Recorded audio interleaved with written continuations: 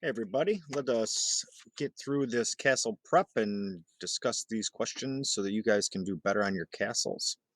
Half-life of a radium isotope is 1600 years. After 1400 years, approximately how much of the original sample of a 10 gram? Oh, this is a chart guy.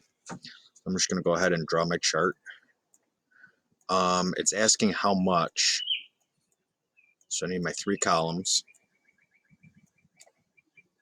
right? And I know I got 0, 1, 2, 3. And I have 0 at a time, and here I have a 10. How much of an original 10 gram sample will remain? So this is going to go 10, 5, 2.5, 1.75, I believe. Makes sense? And now we just have to do this. So 1600 years, so this is 1600. And 1600 times 2 is 32. And add on another 1600. So add 1600 to that is 48, which is here. So here is the 10 grams. Oops, I'm going to go original. Oopsies. So the original 10 grams, when I see this and this, that's how I know that that goes there, because it's the original line. And then I need to go until I hit 48, which is here. So that means my answer is 1.75 grams. And I just did the math wrong. It's 1.25. 2.5 divided by 2. I just did the math wrong in my head, which is good that that wrong answer wasn't sitting there waiting for me. So this is 1.25 kilograms. Okay, good. That is a charty chart method question. Which nuclear emission has the greatest penetrating power? Greatest penetrating power is smallest mass, smallest charge. So that is gamma. He's the boogeyman. We discussed that in the notes. Which balance equation represents natural transmutation? A natural transmutation will only have one reactant. Notice all these guys have two. These guys are being bombarded with a particle. In order to get hit with a particle, you need a human controlling a machine, okay? Like a particle collider. In 4 years, 40 kilograms of element A decays to 5. The half-life is, so again, charty chart, real quick. 1, 2, 3, 2, 3. In 4 years, a 40 kilograms, so 40 grams, decays to 5. So 40 divided by 2 is 20, divided by 2 is 10, divided by 2 is 5. So this is where I'm going to stop. And it says that is 4 years. So 0, 1, 2, 3. If this is 4 years, the fast way to go back up, just knowing the math, I have to add each time to get to this number. I can't just multiply by 2 on the way up, but on the way back up, I can just say, let me change colors. I can do 4 divided by 3. So if I divide these, and let me just do that in my calculator, 4 divided by 3 is 1.33. So now let's check and go, okay, 0, 1.33, and then add 1.33, and I get 2.66, and then add 1.33, and I get 3.99, which is basically 4. So this is just a kind of there's a rounding issue here, but so this guy is going to be 1.3 years. That division trick only works in this particular case when I'm going from a number of years in a certain number of half-lives. Okay. So time in number of half-lives.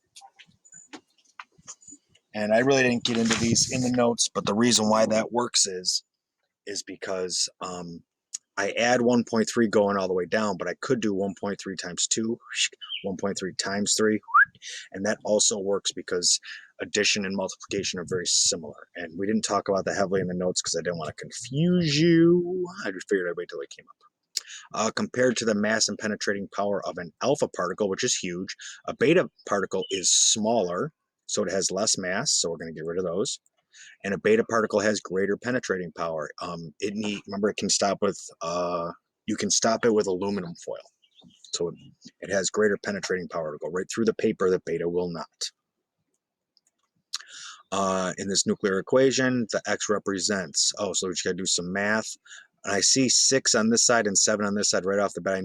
I know it's a -1. Change in 14 is 0. -1 with 0 is a beta particle, an electron. Okay.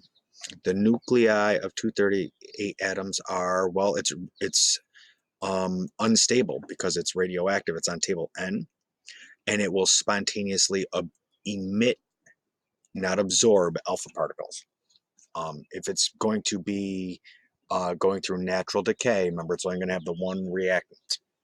So it's just going to emit or give off alpha particles. So they show up on the product side. That's what's given off. Half-life of an isotope is 14 days. How many days will it take for 8 grams to decay to 1? So, okay, we got to set up our chart.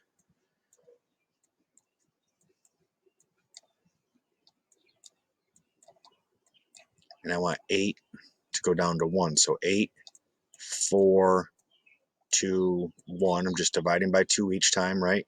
So I know it's in this area is where I need to get to.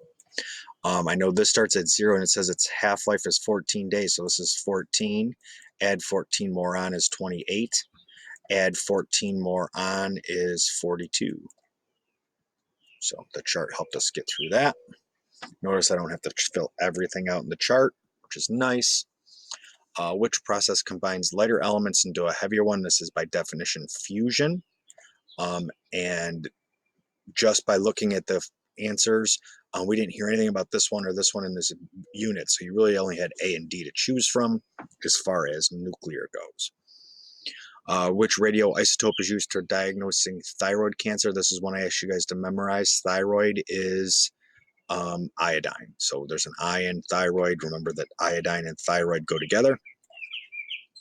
Given this balanced chemical equation, which phrase identifies and describes this reaction? I have 2 things getting together to form a bigger thing. So that is by definition fusion. So here we go. We can get rid of both fissions. Mass converted to energy, energy converted to mass. This will always be mass converted to energy. Okay, they all make energy. As the temperature of a sample of a radioactive element decreases, its half-life will remain the same. This is an intrinsic property that was in yesterday's bell work. Intrinsic properties are independent of temperature and mass.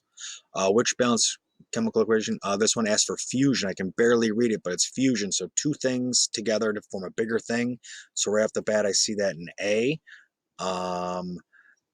This is not fusion. This is a chemical reaction. This is not fusion. This is cutting a big thing into smaller things. So this one's fission.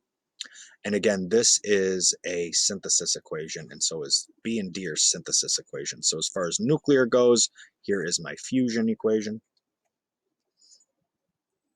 Which process occurs during nuclear fission? I'm going to cut a big thing down. So a transmutation is produced by an emission of alpha particles. No, an atom is converted into different isotopes of the same element. A heavy nucleus splits. That's it. Heavy nucleus splits. Which statement best describes gamma? It has a mass of 0 and a charge of 0. So that one you can look at right up. Find gamma, find out that it has no mass, it has no charge, hence it has the greatest alpha penetrating power. Which radioisotope emits alpha? Okay, so this is a table N question, and I cannot do it without table N. I have a feeling it's probably plutonium. So I'm just going to go there right to plutonium, and plutonium-239 does produce alpha. It's got this little symbol on table N, where if I look up the other ones real quick while I got you here, this is a positron emission, B with a plus. Strontium-90, SR90 is beta. It's got a B with a minus, so he's an electron. And then the gold is a beta. So the only one that has alpha, which is this symbol, is plutonium. This is a look it up on table N question. That's all you got to do. Just look those guys up on table N. Do not memorize, please. Which factor associated with the radioactive waste has the greatest impact on its storage time? Its half-life. For sure, it's half-life. Oops, sorry. You guys don't need to see emails coming in. Half-life. Temperature, density, no. If it is going to be radioactive and decaying for thousands of years, that means you're going to have that waste on your hands for quite a long time. Top of this question is cut off, but I see that it's just asking about what this guy X is, and I can see that the difference here is 2, so it has to be a 2 on the bottom. The only one that has a 2 on the bottom is alpha. Got it. We get to know that alpha, beta, and positrons are the only really choices that could be right there, so that isn't too bad. I can almost do it without the question. Nuclear fission reaction and nuclear fusion reactions are similar because both reactions form energy.